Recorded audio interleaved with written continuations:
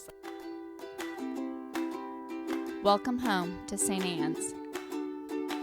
Guys, I want you to know I got weighed on Tuesday, and I'm being 30. We want you to know that you're welcome to join us at 10 a.m. on Sundays. Stop that! Be sure to hit subscribe to receive our This sermons. baby ain't We 35 can't wait to meet pounds. you. Trust me. Biggest baby in his. Anyway, I move slower than I normally would. Someday it'll be different, but not today. And hopefully not for a few more weeks if we're really lucky. All right. Well, let's talk about our readings today instead of your priest's weight gain, because that doesn't seem like it's probably the most helpful thing in the gospel, does it? And yet, we're all family here, so it's fine. Okay, so we have this thread throughout our readings today about this call to ministry. Sorry, I'm allergic to Missouri. Now here we are, 12 years still going. And I want us to hear that because I think it can be very, very tempting in the church to think that ministry is something that other people are called to do, right? And we think, well, clergy are supposed to do that, or people other than us.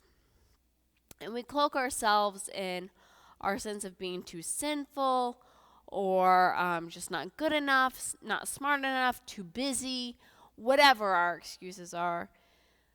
Ministry is something that others do, not us. God didn't mean for us to do that. We write the checks, and other people do, right? That's a good Episcopal tradition. We're big fans.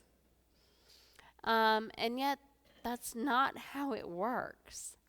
And we go to Scripture again and again and again, and people are like, yeah, no, not interested, not me.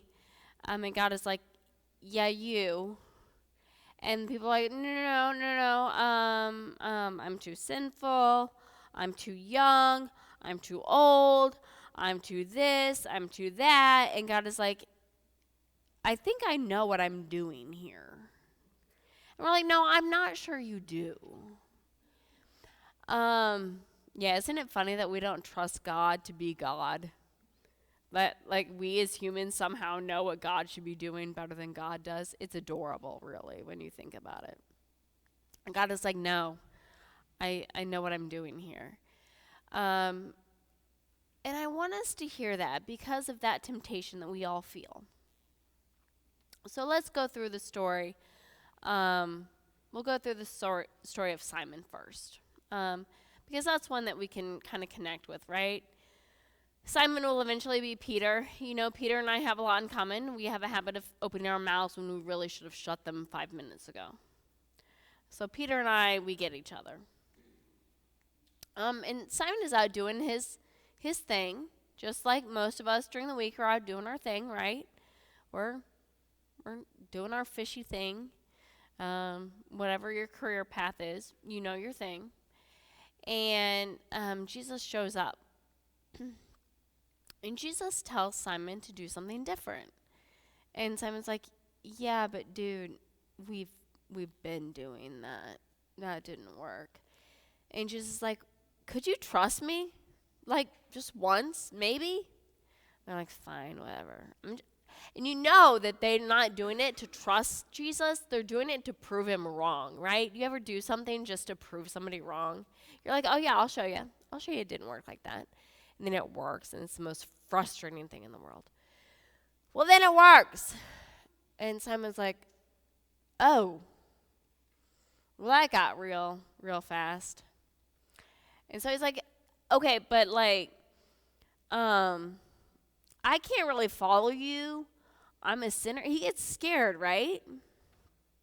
Because any of you ever been called to make a change in your life or do something different? What's the first feeling that you feel? I just gave you a hint. Little Freudian slip right there.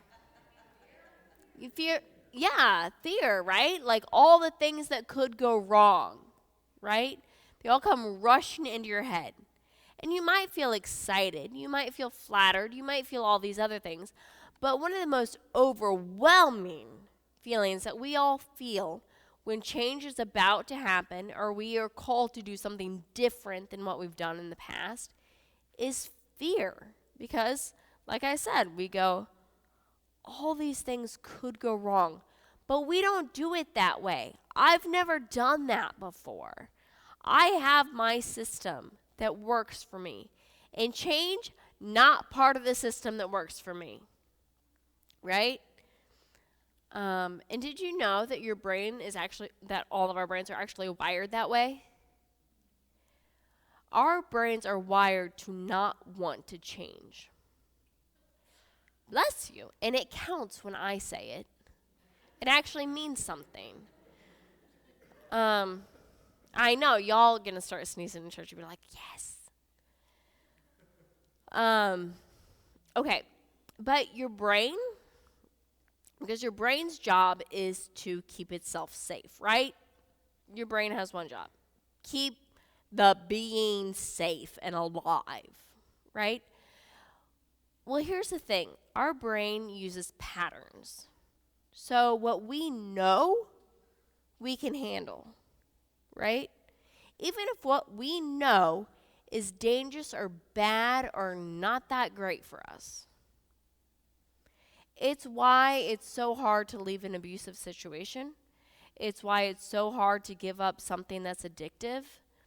It's why it's so hard to make a positive life change. Even though, intellectually, you know for a fact this is better. Your doctor can tell you. Your best friend can tell you. Anyone can tell you. You can sit down and be like, yep, that makes sense. Right? Your brain is like, yeah, no, let's not do that. Let's go with the neural pathways I already have established because we know those work. Okay, so can you see how Simon's like, yeah, no, I'm good.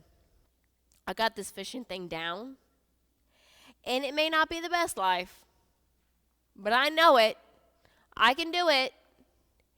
And Jesus and God come to us again and again and again and say, I need you to do something different.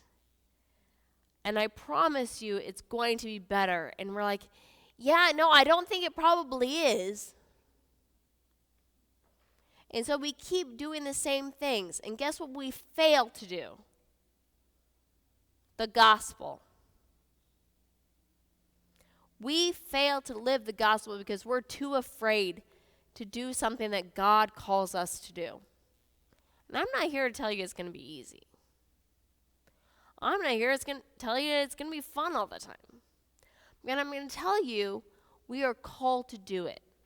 And nothing God has planned for our stupidity, our laziness. God got all that figured out. Our sinfulness, God knows all that. You think God doesn't know? God's like, Meg, I know.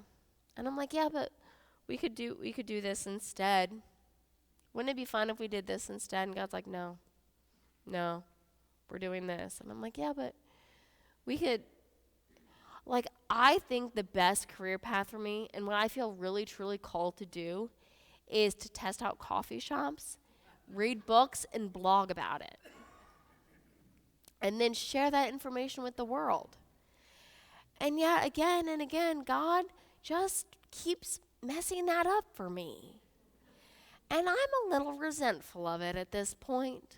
It's getting a little annoying because I've spent a lot of time preparing and building a resume for exactly that path in life. And it's still not working out for me. Wouldn't you want to read that blog? And you're like, no, I don't want to read that blog. I don't want to watch that video either. Please don't start a podcast. But here's the thing. God has taken into account all of that stuff that we come up with as excuses to not do ministry. You and I are called to do ministry. But the thing that we have to hear first is do not be afraid. Because God understands. We're worried about it, right? We don't necessarily want to do what God calls us to do. Do not be afraid. It's going to get tough. But God comes to us where we are, who we are, when we are. God doesn't pull Simon out and move him up somewhere else and then call him. Jesus shows up and uses Simon's language. He says, I'm going to make you a fisher of people.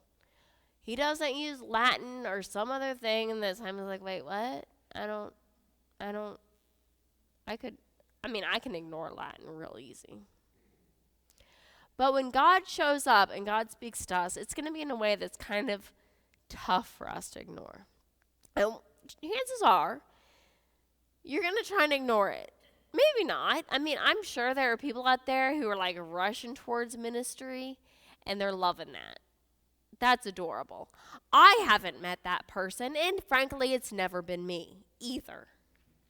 I don't know. Is it you? Are you all like, yeah, I want to sign up for whatever?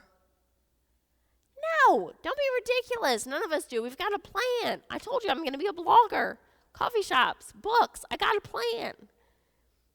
Most of us are stuck with our plans, right? We don't want to be pulled out of our plans. So God comes to us and says, hey, where you are, when you are, who you are. Yes, you. Yes, now. Yes, like this. Today, ask yourself again,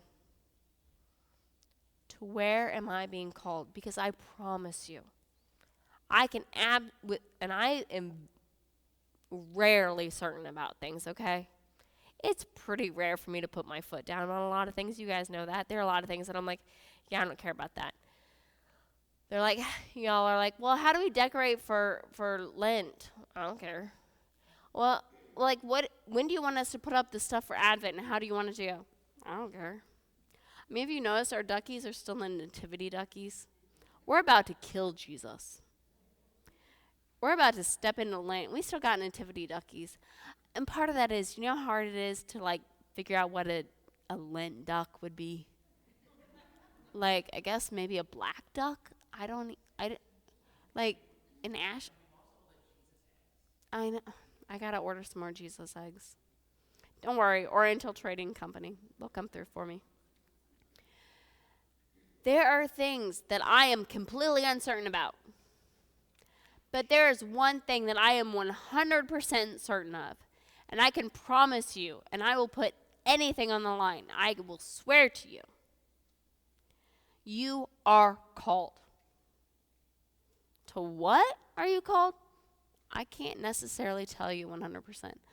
Most days I don't know to what I'm called.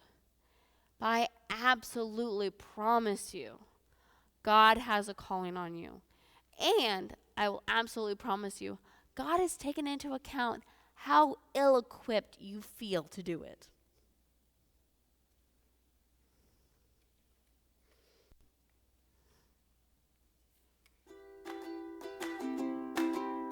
We want you to know that you're welcome to join us at 10 a.m. on Sundays. Please be sure to hit subscribe to receive our sermons. We can't wait to meet you.